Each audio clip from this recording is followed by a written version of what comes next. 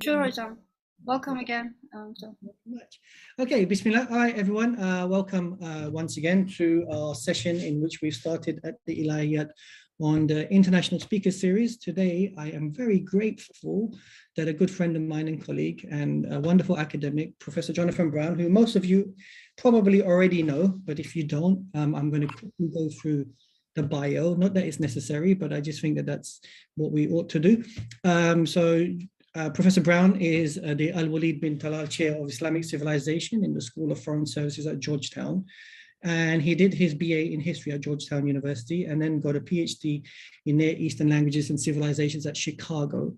He's the publisher of many books and many works, of which more recent, some of you may know on his works on Hadith and more particularly on Rasul Sallam, so Muhammad, a short introduction. But more recently, Professor Brown has indulged in works in regards to Islam and slavery and Islam and blackness, which I think was supposed to come out this year or has come out this year. I'm not too sure. This year has been a very difficult one. I mean, it's out. The book is physically out. I don't know when it's going to go into stores, but I mean, okay. It's like it physically exists now. Okay, fantastic. So what we're going to do today is we're going to cover some of these topics as a way of interacting with Professor Brown. What we'll do is we'll have a 40-minute session in which Professor Brown and I will have a conversation so you guys can listen attentively. And then we'll open up the last 20 minutes for a Q&A, if that's okay. Once again, thank you very much for everyone for being here. I really appreciate it on a personal level that so many of us are willing to share and partake in the study of ilm. It's something that is part of our tradition and culture, and I hope that this continues. And I'm really grateful that Professor Brown has chosen to be the first speaker of this semester in terms of this session. So thank you very much, Professor Brown, and Assalamu alaikum. Okay. All right, so let's begin. So one of the interesting things that I found in terms of your work and in terms of your life journey, somebody who was working on biographies and so forth, is that traditionally Muslims who have entered Islam and decided to study Islam have gone down the traditional route of going to the Azhar or to Medina and so forth, but you chose the route of academia, and you chose that you wanted to be an academic. And what I wanted to know was what was your choices very early on in your life about going down that direction? Yeah, well, that's actually a really interesting way to put it. I mean, I became Muslim when I was 19. I started to learn about Islam in the second semester of my first year of college. So I was, 18. And then that summer, I thought a lot about it. And when I went back to school in the fall, I became Muslim. I formally became Muslim. I think it was like October of that year. Mm-hmm. So I learned about Islam through hang on, I can hear my own voice. Is that my computer or someone else's computer? I'm not trying to be like a diva. No, we're on mute, so it's probably you. Really? I don't know if I should do. Maybe I should just reduce the volume of my computer. Sorry, this is not very interesting, but maybe I'll try this. Hello, can you hear me? Yeah. Okay. Yeah. So I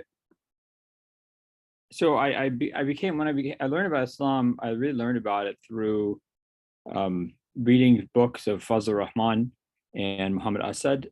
We read in that class I took on Islam when I was a freshman. We read, Fazl Rahman's book on Islam. We read Muhammad Asad's translation of the Quran, and we read Muhammad Asad's Road to Mecca. And so Muhammad Asad, rahimahullah, is in some ways, quote unquote, conservative. I think he'd probably be considered politically conservative today in the sense of being, an Islamist. But he was, in terms of his theology and his fiqh, he was, or more even in his theology, I think he was very, quote unquote, liberal, right? So he was, his law might not have been actually, his fiqh might have been, he was sometimes sort of been described as Zahiri. Mm-hmm. I'm just going to reduce the volume of my computer. Okay. So maybe this will help. So in terms of his fiqh, it was more maybe not so, maybe a little bit zahiri, but where I think he was really kind of quote unquote unorthodox, for lack of a better word, is in his theology, his opinions on jinn, his opinion on things like punishment of the grave, and a lot of these. He was sort of a very almost like an extreme early Mu'tazilite, I think. But my point about all this is when I learned about Islam, I learned about it really from a essentially Islamic modernist perspective, basically, right? And I didn't really know about like traditional Islamic scholarship. Like when I read about it, I read the other classes I took from one Muslim professor who really influenced me a lot. Her name was Haifa Khalafallah. I actually dedicated my most recent book to the professor who taught me the first class on Islam, Maysam al-Faruqi, and then Haifa Khalafallah, and then also my grad student advisor, Wadad al-Qadi. But so Professor Khalafallah, she was doing her dissertation on Muhammad al-Ghazali, the scholar who died in 1996, the Egyptian scholar. And Muhammad al-Ghazali, rahimahullah, was also, he wasn't a modernist, but he was really maybe kind of wasati manhaj, but maybe like a continuation of Mahmud Shaltut, rahimahullah, or maybe like Rashid Rida a little bit. And so Sheikh Qaradawi, rahimahullah. So it's like he was traditional in the sense that he came from the kind of the traditional ulum. He functioned within the tradition of fiqh and usul, but he was not, bound to a madhab. Like he was a little bit more iconoclastic, more willing to like go between madhabs or even question positions that he felt had been wrongly taken, as also Sheikh Qaradawi would sometimes do, right? But my point is that I didn't, everything I knew about Islam, I knew from either Islamic modernist, or maybe we could call it sort of reformist, slightly reformist traditional view. So I didn't actually know that, like if you read books like this, right, the ulama it's usually like they're talked about as this bunch of idiots. They're either stupid or they're kind of stubborn and they need to reform. They're often talked about in the past tense. They're sort of like this historical, either they're historically extinct, or they're essentially a relic of the past has no real role in the present in their current state. If they want to be involved, they have to quote unquote reform or something, right? So that's really, I didn't understand that you could actually go and learn from Muslim scholars in a way that would be productive. So I was really, when I was in going to Egypt to study Arabic. By the way, I'm sorry if I'm like taking a long time to tell you the story, but I think it's actually interesting. I mean, I think I think it's great. It has. So I guess what I'm trying to say is I actually didn't know you could go to Syria or Egypt or Mauritania or anywhere like that and study. Like Sheikh Hamza Yusuf was just kind of becoming famous. I just heard like him give a lecture once at a talk. I didn't know anything about his life. I didn't know he'd studied in Mauritania. I didn't know you could do this stuff. Maybe I should have just done more reading or something. But so my point is that I had a very and that the attitude of a kind of Islamic modernist perspective really, it wasn't just that that's how I learned about Islam. It really influenced me in the sense that I considered the obligation to reform to be essential, and I looked at that kind of traditional Muslim world, quote unquote, from perspective. Essentially, I was condescending towards it, right? So when I went to Egypt to study Arabic for a full year in this program called CASA, which is just like basically 24-hour Arabic for 12 months in Cairo, my professor, Professor Khalafallah, said, okay, when you go to Al-Azhar, and there's a sheikh there named Ali Juma, and you're going to go and tell him I sent you, and you're going to go and you should attend his lessons. So I did that, and I started to, and I was like learning Arabic. I could speak almost no Arabic when I got there, so I was learning Arabic as I did this. But I sort of got to know some of this Sheikh Ali Juma and then his senior students as well, like Ahmed Zahir Salim and Sheikh Ahmad Afad rahimahullah, and Sheikh Osama Sayyid Mahmoud al-Azhari and Sayyid Shaltut and others. So when I finished that year in Cairo, I went to apply to graduate school in the US, and it didn't actually occur to me. I mean, I'm sorry to give you a bad answer to your question, but it never actually occurred to me to go and study quote unquote traditionally, because I didn't know that you could do this. Like, I didn't know there's something that actually, I mean, for me, it was just obvious that I wanted to keep learning about I wanted to keep learning about Islam. That's all I knew. I didn't have a plan. I wasn't planning to become a professor. I wasn't really thinking ahead. I was just knew I wanted to keep doing what I was doing. And it's the only step that seemed to exist was to apply to PhD programs. So I applied to PhD programs in the US, went to University of Chicago. And the first year what happened? The first year in the summer, I wanted to go to Iran to study Persian, but I didn't get my visa. And so instead I was like, okay, I'm going to go to Egypt, and I'm just going to go to these Azhar durus, and I'm going to like, whatever, try and benefit, whatever, something. And so I went, and I spent, I think that summer, about a month and a half or 2 months in Cairo. And I just went every day to these open durus in the Azhar Mosque with Sheikh Ali Juma and others.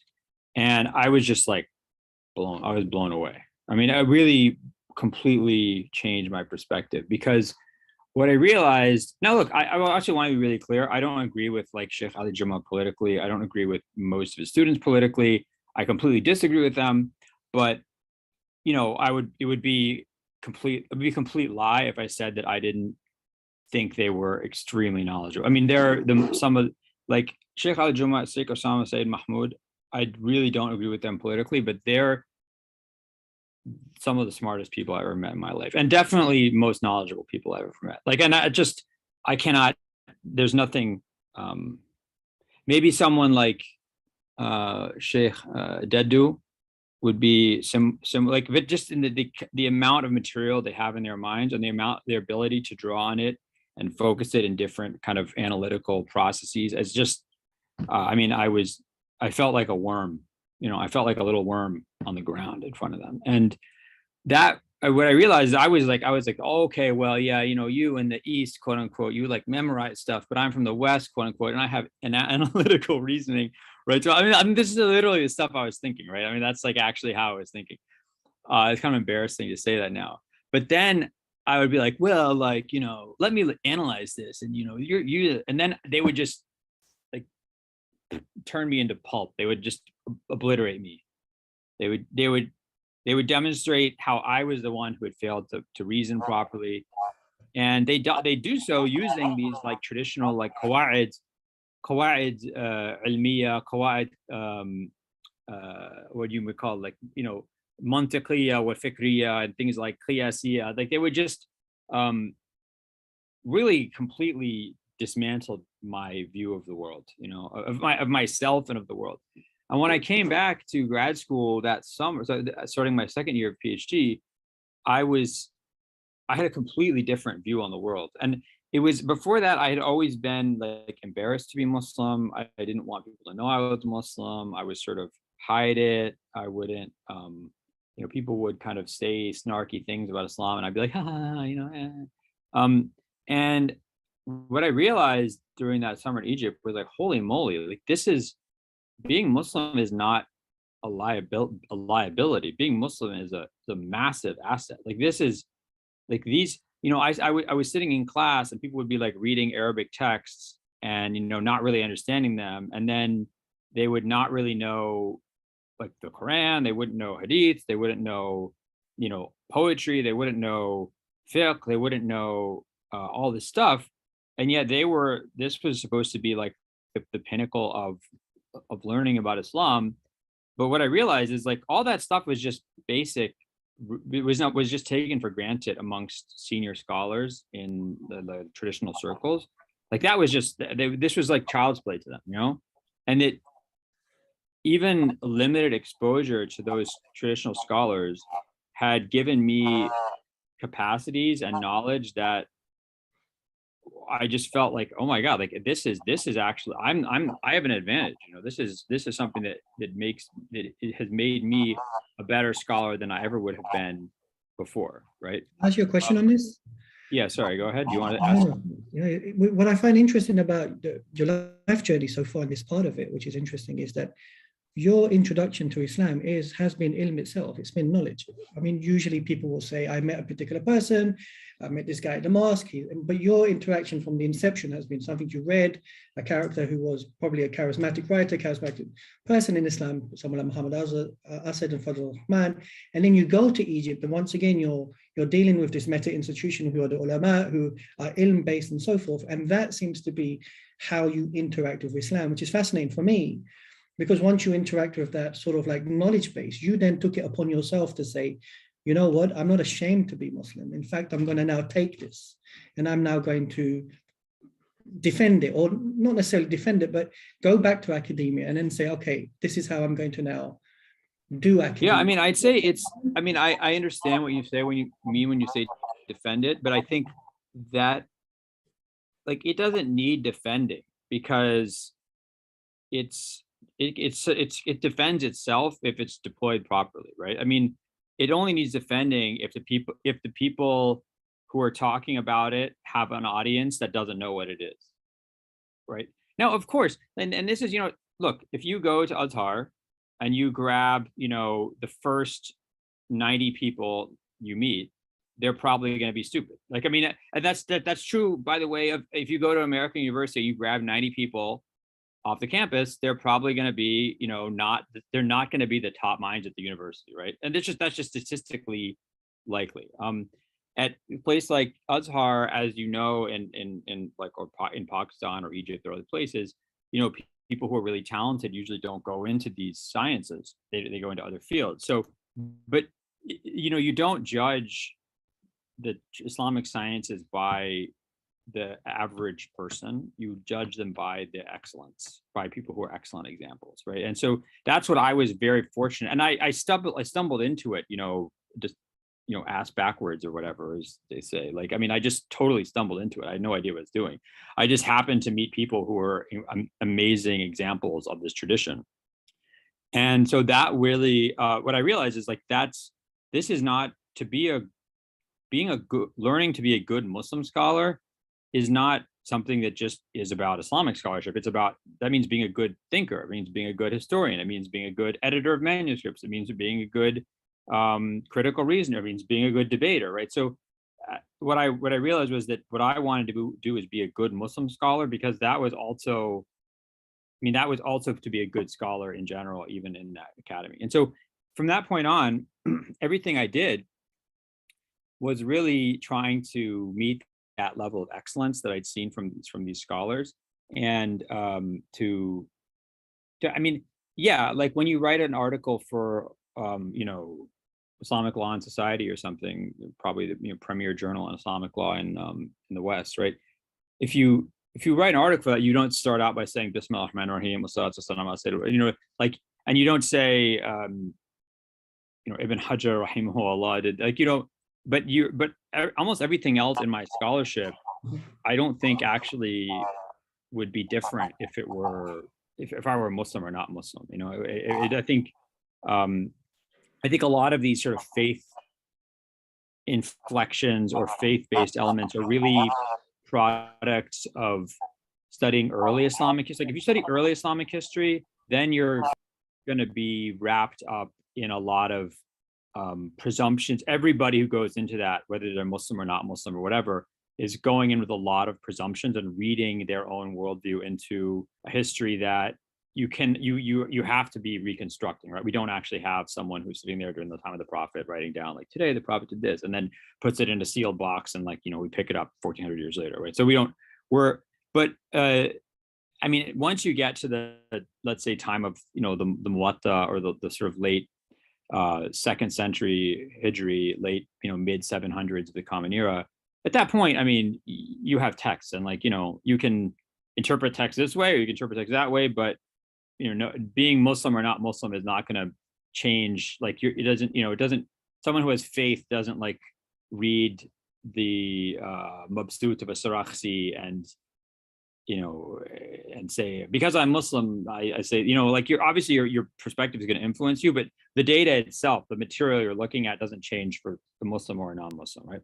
So can I ask something on that then? Yeah, go ahead. What's interesting is when we look at Hadith literature itself, that is usually Muslims are very closely guarding the Hadith literature. That is something which is instructive in their life.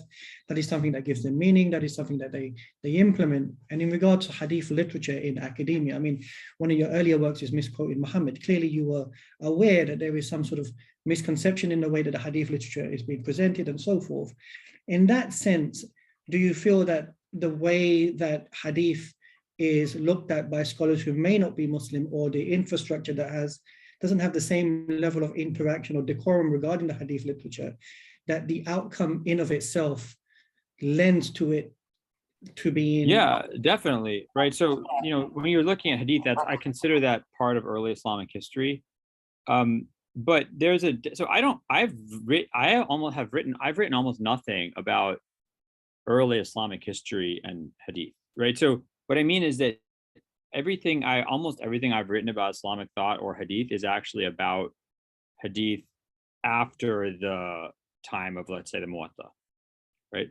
So I'm just not interested. I mean, like, for example, my introduction to Hadith book, I spent a long time, the whole chapter on the Western methodology for the study of early Islamic history. And I take issue with certain things and I give my opinion on certain things, right? But I'm not engaged in these debates because I find them to be, this is essentially a theater for people. This is a theater of polemics, right? This is where people basically go, and one group of people is saying Islam is not special, Islam is not authentic, Islam is not intact, Islam is blah, blah, blah, blah, whatever, like the different things they want to say. And they're just using they're just putting like Mr. Potato Head pieces together to make that argument. And then other people are going in saying Islam is authentic, Islam is intact, Islam is special, and they're doing their argument, right? But neither of these two groups is able to demonstrate to the other group that they're correct based on evidence that the other group would accept, right? So for me, I'm happy for people who want to do that. God bless them, you know, et cetera, et cetera. But that's not how I just find that to be not a super useful use of time. Again, I have written about it in my very short introduction to the Prophet. I have written about it a little bit in my book on Hadith. But in my books, so let's say Misquoting Muhammad, or it's the slavery book, or the Islam and Blackness book, I spent almost no time on the issue of the authenticity question, because I find it to be, look, we have the Quran. There's no real debate about that. We have the basic outlines of the Prophet's life, alayhi salam, are evident in non-Muslim sources, right? So after that, like, okay, once you put that aside as settled, then, you know, okay, if a non-Muslim thinks the Prophet didn't say this, or I think the Prophet did say this, that's fine. But I'm not interested. What I'm interested in is how Muslims understand their religion. So my book, Misquoting Muhammad, I mean, that the title is actually just there because the publisher thought it would make money. Like that, so they just gave me a contract. They said, write a book called Misquoting Muhammad. Like we don't care what's in the book. This is the title, right? The actual title for me of the book is the subtitle, which is the challenges and choices of interpreting the Prophet's legacy. It's really about how Muslims have engaged in understanding their religion over the centuries and what challenges they face, especially with modernity, et cetera. So I don't really feel that, for me at least, I don't find a lot of value in engaging in wrangling over the authenticity question on Hadith. On the Quran, I think it's relatively, I mean, I think it's settled. I don't feel the need to engage in that a lot. Other people have already done the work. But the Hadith stuff, it's sort of, it's kind of fruitless. Can I ask you a question then, in terms of your work and your career and so forth, have you seen, because you said you wrote Misquoting Muhammad for Muslims, and I'm assuming even the other works that you're writing, even though it's within a particular Western academic framework where it's written in English, but it is aimed for a Muslim audience who can read what you're saying or even read between the lines. It's something that they can pick up, and it can empower them in a particular way where you actually are speaking to them. Have you found in the Muslim world in particular, in terms of their interaction with your work, how things have maybe changed, where Muslims in academia in particular are now writing works on Hadith, and it's having an impact in the Muslim world, whereas usually authenticity is assumed where knowledge is coming from the Muslim world. Yeah. So I would say, well, first of all, I would say a couple of things. One is, when Muslim scholars, when Al-Ghazali or Ibn Rushd or like Ibn Taymiyyah, or, when these scholars are writing, I don't think they thought of themselves as like, I'm writing for Muslims, not non-Muslims, but they were writing with ilm. And when they say ilm, they don't say like ilm Islami. They say this is knowledge, right? And the rules that they use to analyze and collect and parse and reason, they see as actually universal, essentially universal rules, right? And I think they were mostly correct about that. So I really, what I tried to do after I wrote my first 3 books, is when I wrote the Misquoting Muhammad book, what I really wanted to do is to say, I want to be like these guys were. I want to write a book that's, yes, it's about the Islamic tradition. Yes, it's going to be helpful for Muslims. But what I really want to do is I want to show the world how Muslims have thought about big questions. And I want people to read this who are not Muslim and say, hey, I'm learning about Islam and I'm learning about the way Muslim scholars thought and stuff like that. But also I wanted them to read it and say like, hey, this is actually, this is an interesting way to think about free will. This is an interesting way to think about the role of law in society, and to what extent law is supposed to shape society versus shaped by society, or to what extent, what is truth? Is it, if your kid comes and asks you a question, you tell them a lie because that's the best thing to tell them at that moment, is that a betrayal of truth or not? Like these are big questions that have vexed humans throughout history, and Muslims have answers to those questions, or they have ways of approaching those questions. What I wanted to do is to say Muslims are involved in all these conversations, and here's like an example of their contribution. So in some ways I wanted to try and live out or channel, inhabit the confidence of a person like Al-Ghazali or Ibn Taymiyyah, and offer that as an example to a broader audience, both Muslim and non-Muslim. And then similarly with things like the slavery book, like this is, what motivated me, what like drove me to write that book, it was like the fuel for me to write that book, was what I saw as like the incredible closed-mindedness and willful ignorance that was embraced by academics, not Muslim, not necessarily Muslim academics, period, on this topic, right? And the public square, period, on this topic. And so I think that my book on slavery, I actually think, it's really interesting if you want to learn about Islam and slavery, but for me, the core of the book is actually the parts that deal with the ethical, what is the moral, historical, and epistemological consequences of the way we talk about slavery for our worldview, and where we get our values and what we think about our species and our future and our past, right? And I think this is actually just as applicable to non-Muslims as it is to Muslims. So that was, for me, like it was more of a contribution to discussions around, history of morality and slavery generally. The Islamic part was just like added on as to make what I thought was like a complete contribution.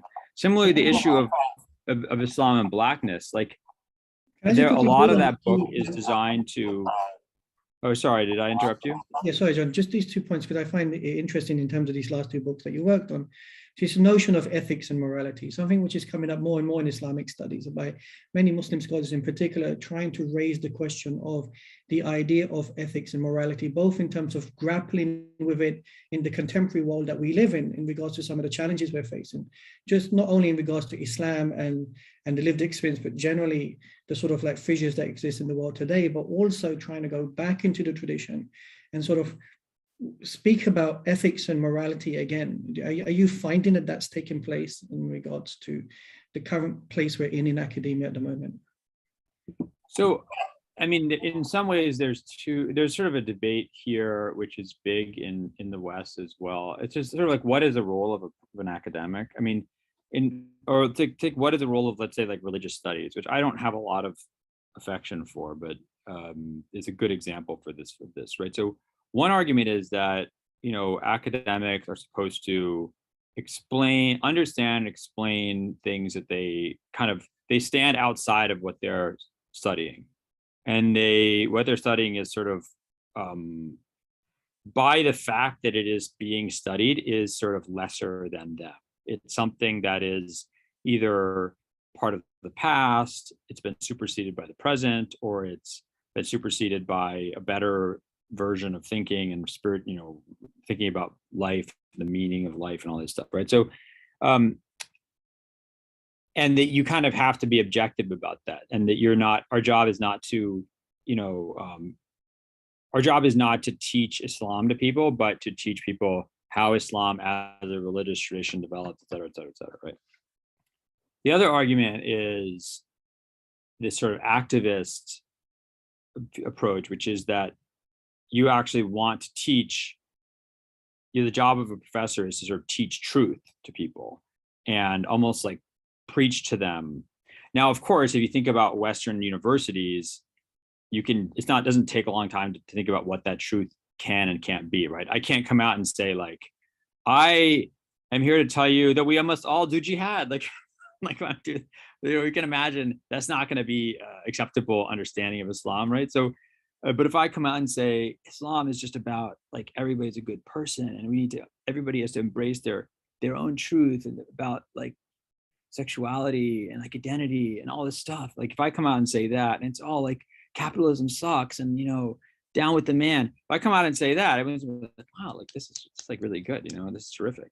So when people talk about like essentially like doing theology in the academy, you can imagine what most of that quote unquote theology or that preaching is actually going to be angled towards in terms of its content and in terms of its aims and objectives. So that's a big debate, even among non-Muslims, when we talk about what the role of a professor is, especially what the role of a professor is when we talk about religious traditions. And so that I think is a kind of area where you see this issue of like ethics and what's the role of the scholar. And I think the problem in the Western academy is there's a lot of schizophrenia about what universities are supposed to do, about what professors are supposed to do. And I'm not going to be able to resolve that in this talk, or, you know, this is a bigger issue, which has, you know, a bigger issue probably in our society overall. Now, in terms of like how do I think about this?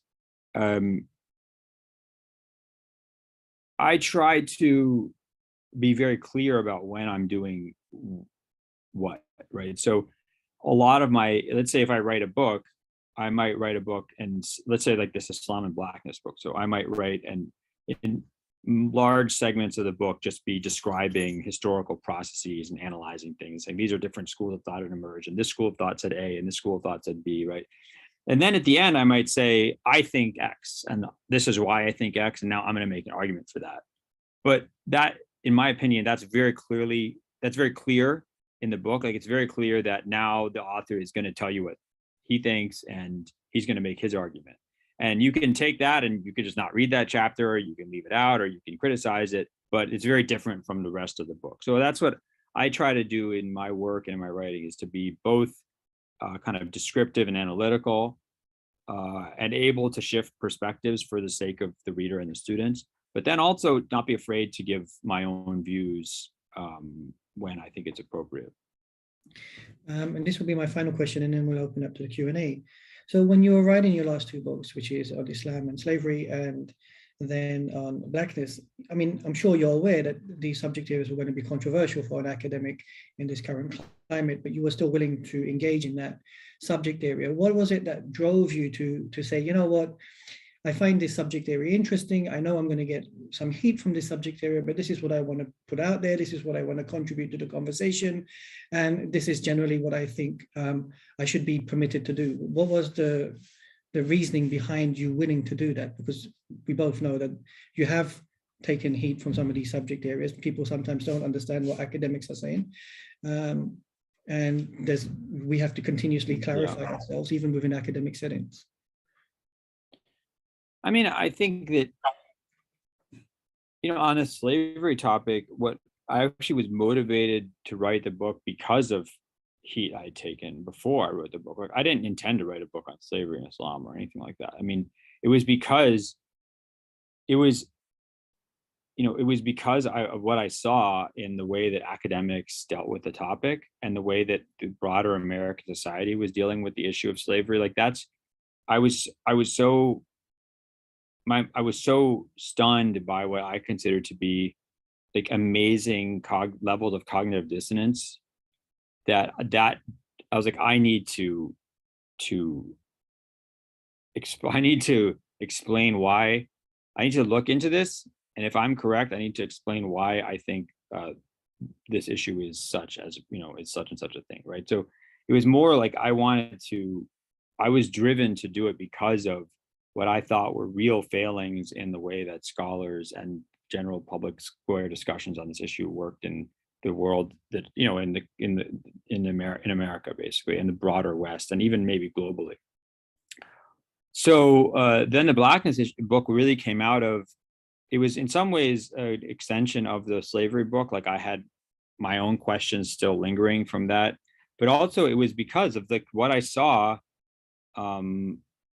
happening amongst scholars. Like they were scholars who were writing, professional historians who were historians at really good universities in the West, writing in academic journals that Islam as a religion, like at its scriptural basis, was anti-Black. And I was like, what the heck is this? How can somebody say this about my religion, right? But also, like, here's the evidence they're giving, and if I can't address that evidence, then I just need to show. Because what was happening was people weren't addressing the evidence. Muslims or people who were defending Islam against this would just be like, that's wrong, or and then they would tell like a essentially fairy tale about Islamic history where no one was racist and everything was great, et cetera, et cetera. And they weren't actually able to deal with the evidence that was given by these people who are arguing that Islam is anti-Black at a scriptural and kind of historical normative level. And so what I want to do is really go and address all of these issues comprehensively. So that's what I did. And by the way, when you talk about getting crowd, like the people who attack, well, at least attack me, they don't actually read anything I write. Like they know no one, if someone actually reads my books and criticizes me, I would be happy. I'd be like, that's great. Like, I'm so honored that you read my book. Like, that's really flattered. Right. But people don't do that. They just go, you wrote a book and you're a jerk and you said this and you're obviously a slavery apologist or you're racist, and then that's it. Like, that's just the level of discussion. So it's kind of, I mean, it hurts because you'll get, 2,000 people telling you this on Twitter or something, but it doesn't hurt in the sense that none of those people have actually ever read anything that I've written. So I'm like, it sort of doesn't really, there's no substance. Thank you. Actually, I was going to continue, but I know that I don't want to take up time for everyone who's here. So from my perspective, I just want to say thank you very much for engaging with some of the questions that I've asked you. I can honestly say that I wish we had more time in which we can pick your brain a bit more. But the reason why I sort of appreciate this format to some degree is often we get scholars talking on the technicalities of the work that they do, but we don't often get the opportunity to just get the insight behind the thought process of what it is that they were going through while they were doing the work that they were doing. So that was basically my intention here. So thank you very much for engaging with me in that sense, Jonathan. I do apologize. My pleasure. Anytime. I'm happy to come back, and even in person, I would love to come next time I'm in Istanbul to you all. If when you come down to Istanbul, please pay us a visit. And I do want to apologize as well that I may have rudely interrupted you on a few occasions, so I apologize for that. No, it's not rude. Okay, go ahead. What are the questions? Let's hear questions. Let's go for the Q&A. So in the Q&A section, anyone who's interested in asking Professor Brown a question, please do raise your hand so that we can see it, and then we will pick in order. And if you want to write your question, please feel free to do that as well. The floor is open. Okay, I have to do it like this so I can see. And if there's, I'm not very good at using. Okay, okay, there's a question from Elif Yalcin. She says, Assalamu alaikum. I have a specific question. I want to hear Professor Brown's opinion about the hadith related to women's being deficient in intelligence and religion. Oh, okay, fair enough. All right, Jonathan, over to you. Okay, why don't people ask a few questions, then I can answer them. It's usually more efficient. So that's one. What about the next one?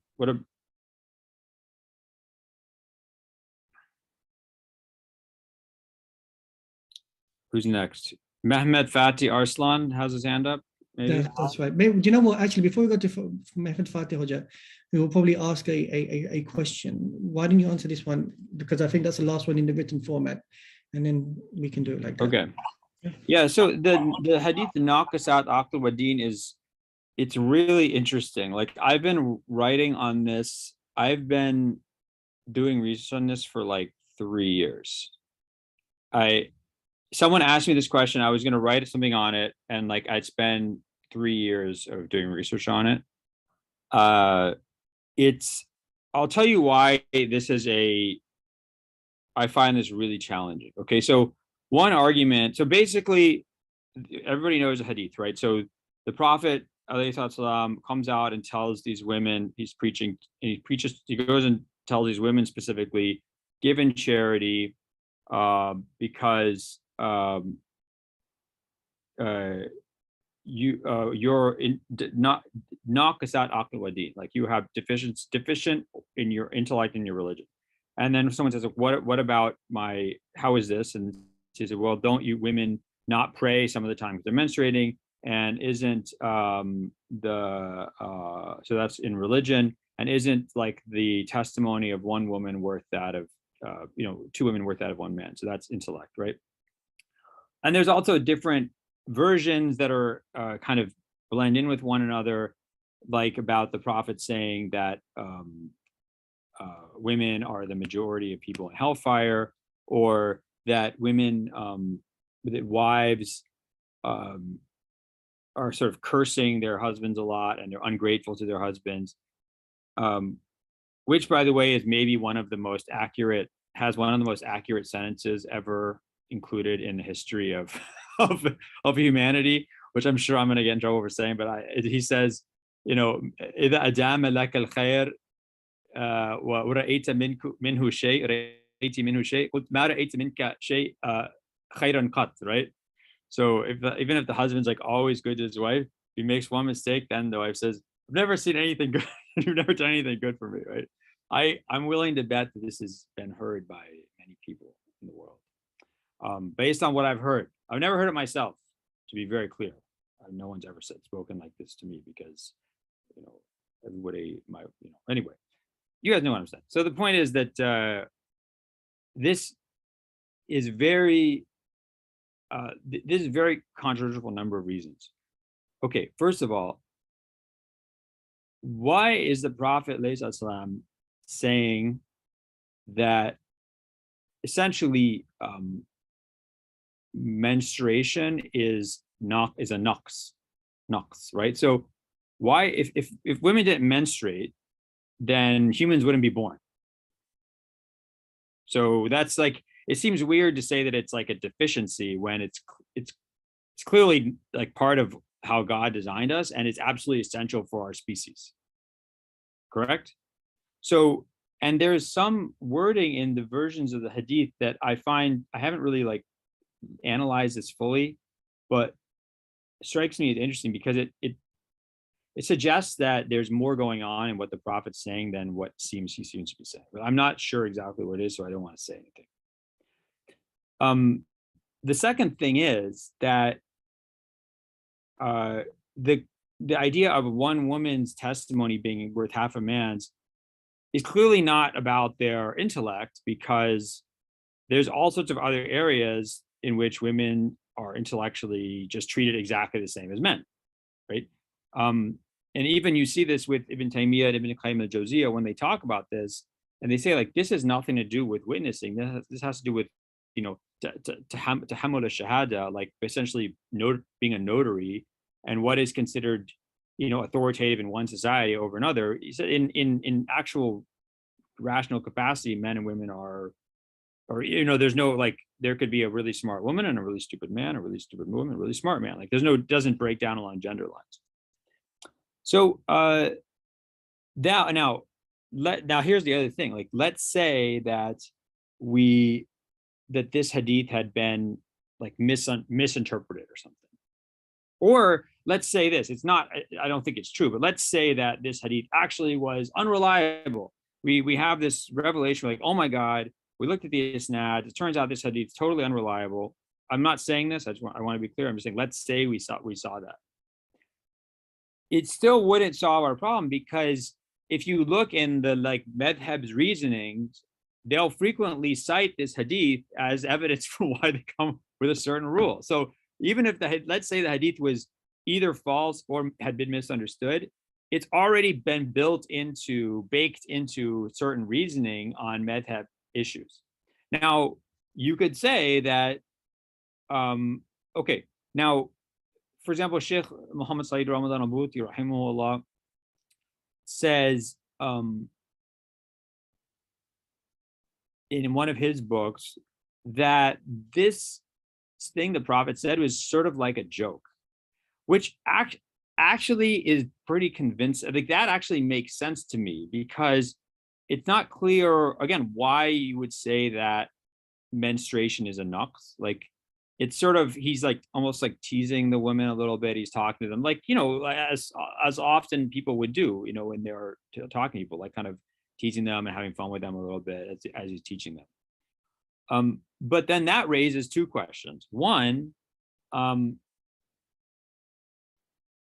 the Prophet is joking, but madhab rules were built on this joke, then we have an issue, which is, how do we explain the Prophet joking when his words are the basis for rulings?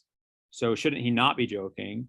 And then also, if he was joking, the madhabs had rules based on a joke, right? So, so that I think there's like so many issues around this hadith that it's like extremely, and I don't want to say a knot, but there's just a lot of ramifications for going back and looking at things. You have to deal with like what that would mean, what would the consequences of that be, how would you deal with those consequences. So that's why it's taking me so long to look into this, because it's such a fraught issue. And when people ask me about this hadith, I dread it, because I don't have an easy answer, unfortunately. I just tried to give you an insight into like some of the things I've found around this hadith.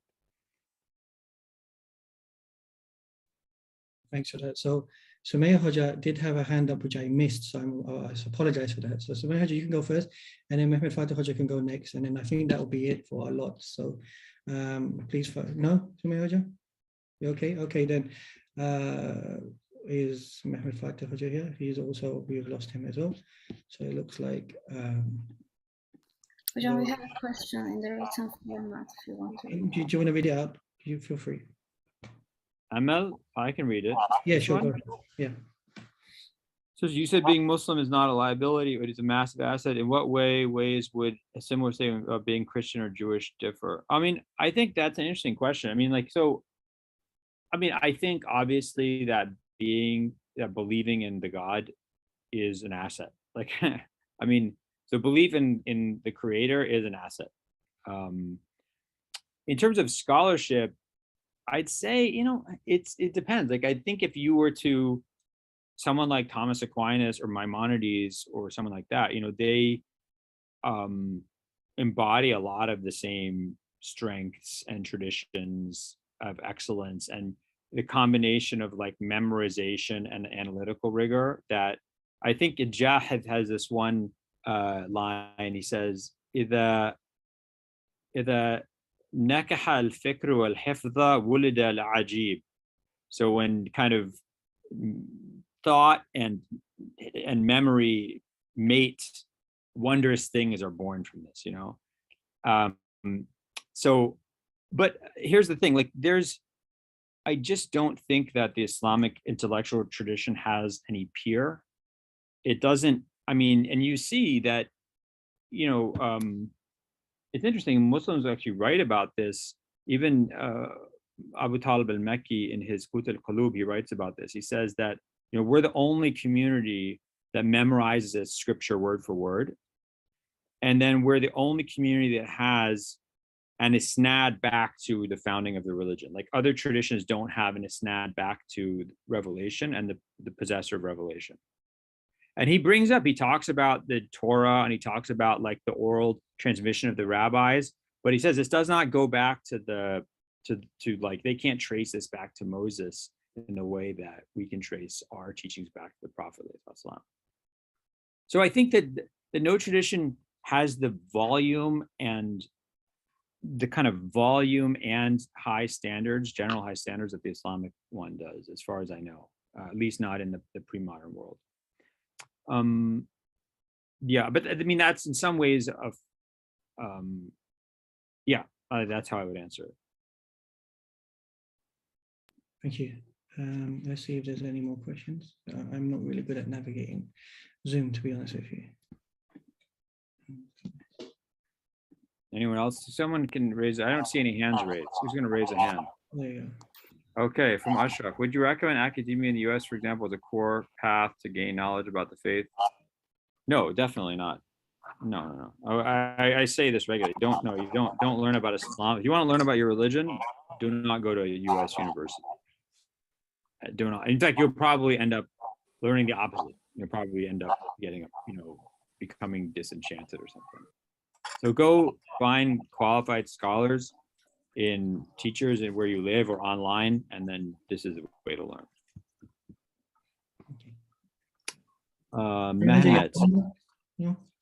Mehmet Fatih Arslan. Okay, go for it. Okay. Thank you very much for letting me, at least, I guess I'm not interrupted the third time, right? Can you hear me? Yeah, go ahead. Okay, thank you. I'm sorry for the pollution behind me because I was on my way, just arrived at home. I couldn't miss this speech. So I have one comment and one question. As you already stated that you said that you are not interested in someone who is trying to force for or questions for authenticity of Hadith, and I totally agree with this. I think according to Islamic sciences hierarchy, Hadith even doesn't have to bother about it because it's not Hadith's domain to substantiate that or justify that Prophet was already alive and then he said this and that and then he was really Prophet of God. This is domain of ilm al-ilahi, whether you Islamic theology, whether you name it kalam or philosophy. Anyway, somewhere else. So if someone is looking for this kind of question, he has to look for somewhere else, in my understanding of Hadith. And then the other question is that you told that there are many academicians, especially like who are at least at a certain level of proficiency in their job, and they are smearing Islam, saying that, well, Islam in its core anti-black or racial or I don't know, at least has a certain backbone of racial statement, and Quran includes this kind of thing. My question is that, do you think that this is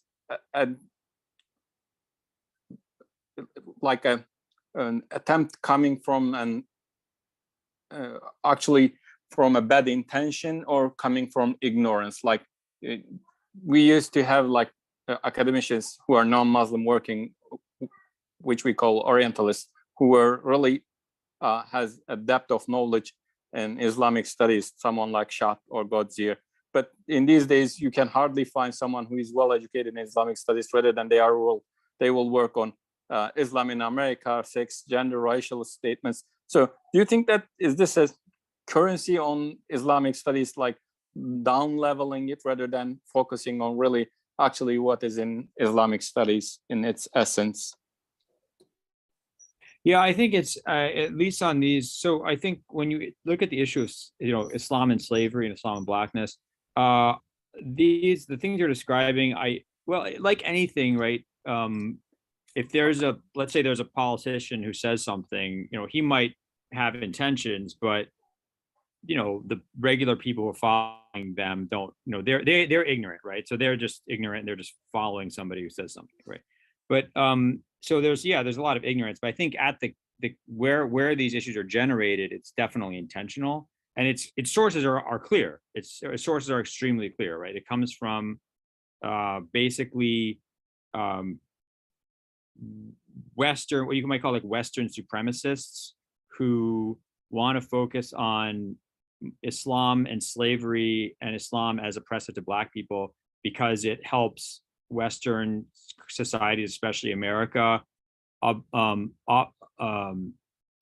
exonerate itself from or distract other people from its own legacy of slavery and racism. So that's one thing. The other thing is a kind of some aspects of African American society, especially Christians, and then sharing, actually sending that back, and now like in a kind of dialogic relationship with Christians in places like Nigeria, where there's this whole idea of vilifying Muslims as not part of Africa, as oppressive, as not indigenous to like quote unquote Africa, right?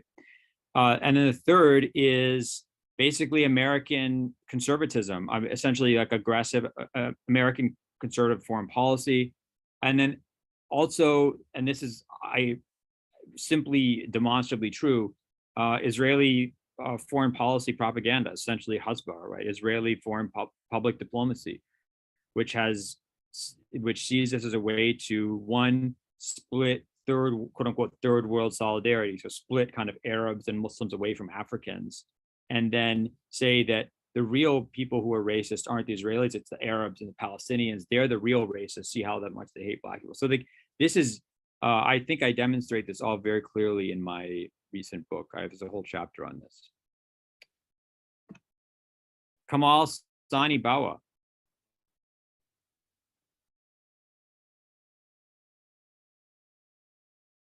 Unmute, Kamal.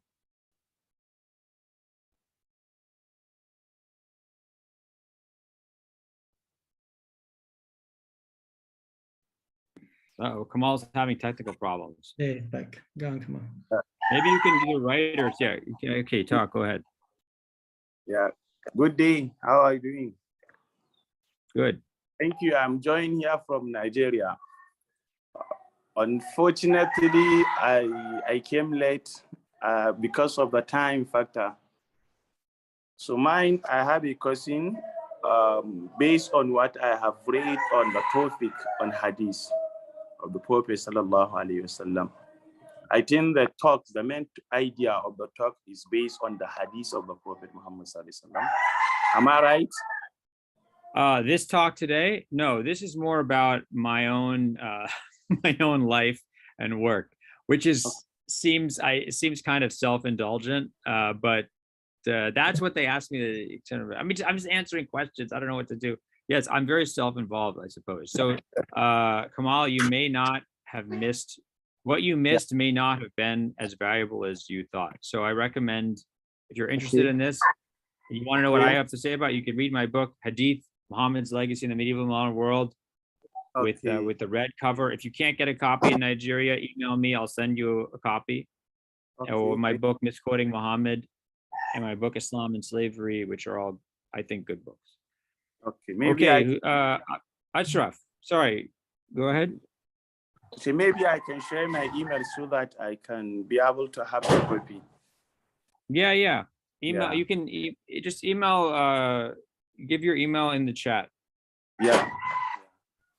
So thank you very much. Maybe in the process now, I will be joining the process. I might have some questions later time.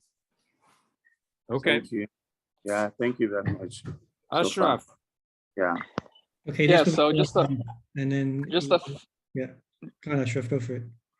Just to follow up on my question about studying in an academic situation, because as you know, it's very difficult to I guess in the modern world to gain knowledge in terms of, you know, having access to shuyukh, or more importantly, having access to a specific curriculum and going through sort of a tertib of, you know, attaining knowledge. So my question, I guess, was how do you how do you see as a way forward for Muslims in terms of gaining knowledge, and then more importantly in terms of like passing that on or practicing that? Do you think that it's sufficient? So for example, you went, like you mentioned at the beginning of your talk, you went to the Azhar and you met with people such as, you know, Sayyid Shaltut and Osama Sayyid al-Azhari and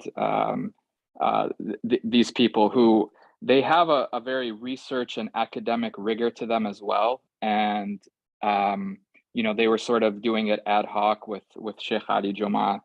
But how is that something that can be sort of replicable and sustainable in terms of how we function as Muslims, like I guess all over the world, in terms of how we take the knowledge and how we would transmit that?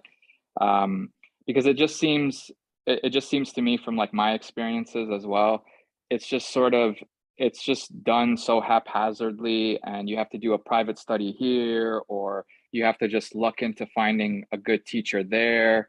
There's no really like at an institutional level to sort of attain knowledge and then again pass it on to you know the next generation. I mean, I think unfortunately, I mean, one, I think that there actually are a lot of sort resources. You know, if you live, you know, if you're lucky, if you live in Dallas, for example, there's Qalam Seminary. There's actually a lot of good institutes in around the world. Darul Ulooms, there's a lot of really good Darul Ulooms, you know, from South Africa to Canada to the UK to the United States, right? So I think that people, you know, if you want to go and get like a basic grounding in Islamic sciences, it's there are institutions, you know, and if you can't get there, then you can watch lectures online. I mean, the internet, I mean, I sound like kind of stupid and old saying this, but like the internet has really made so many things available to us. So you can watch lectures by really great scholars, even whole lectures, even like doing a whole sharh of the Muwatta or the sharh of some Maliki fiqh. You can watch the whole thing, you know, as if you were there. Yeah, you can't ask questions, but other people are asking questions and they're getting answered, and maybe your questions are going to get answered in the process. And just that's an incredible resource. Now, of course, the issue there is a lot of the stuff is based on language. Definitely knowing Arabic is really important for a lot of it, or Urdu, but certainly Arabic. So, but that, you know, and then it's just a matter of learning language, and there's a lot of resources for that as well. So I think that it's not as, it's always hard to find great minds and to learn from them, but that's going to be hard no matter where you are in the world and no matter when. But we have more access to them now through the internet than we I think ever have in the past. Folks, unfortunately, I have to go. But if you have questions, you can email me. And if I don't reply, then email me again. And if I don't reply, email me again. I promise that you are going to answer the emails. I get a lot of emails. I forget about things. Okay, Jonathan, thank you very much for your time and your energy and effort. We really do appreciate it. Inshallah, I'll get to speak to you soon again. Inshallah, when you come to Istanbul, it'll be great to have you over at the department. That would be fantastic. I would love to. Thank you very much. I really do. Okay, assalamu alaikum, everybody. Awesome. And as for everyone,